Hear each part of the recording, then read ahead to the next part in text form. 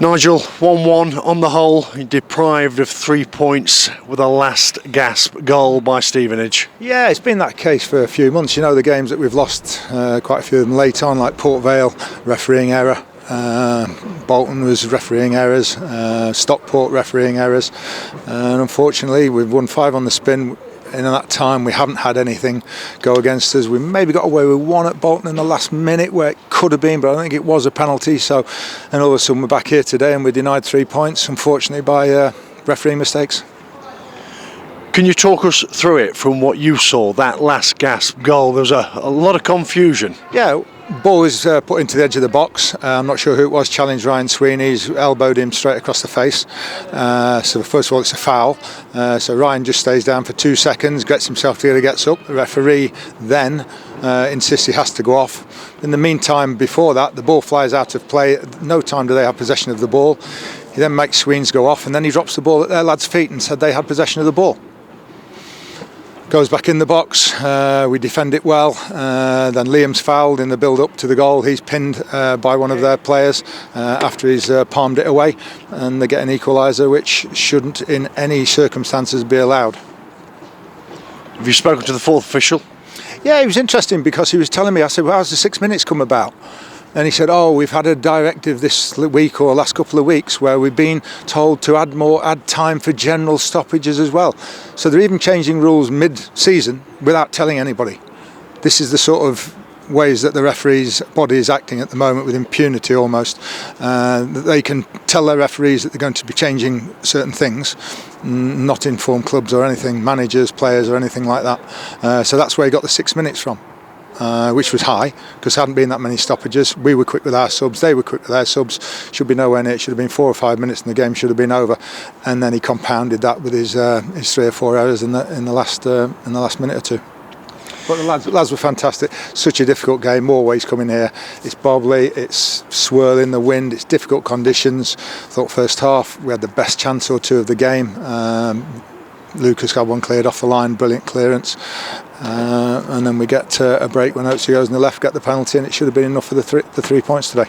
Yeah, we seem to say it every time when we come here. It's such a difficult proposition for you. Yeah, that's why Bolton came here the other night.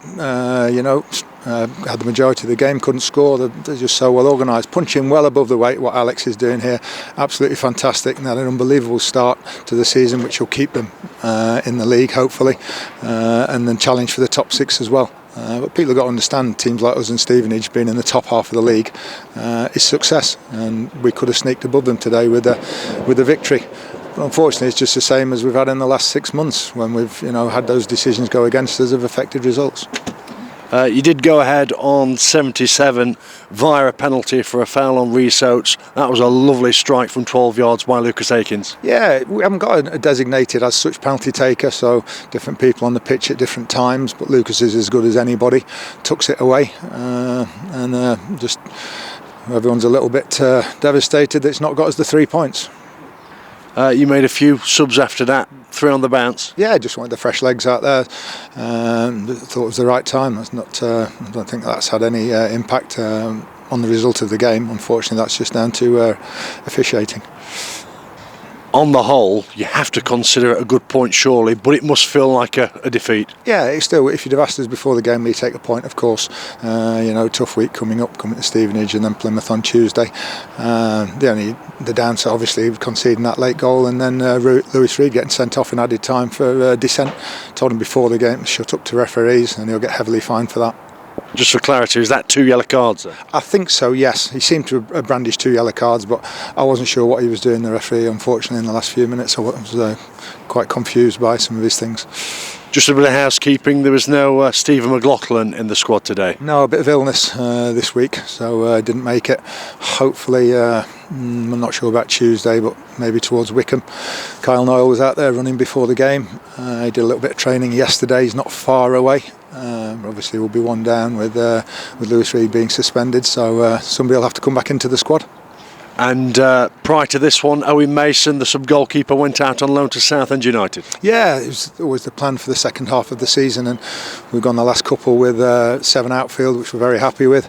We're probably going to bring one in as a number 2. We'll see this week, but whether we put him on the bench or not, I'm not sure. Depends who we have available. But Owen needs, he's played those 3 or 4 games for his early season, but at his age, he needs the experience. He needs to go out and play, so it's ideal.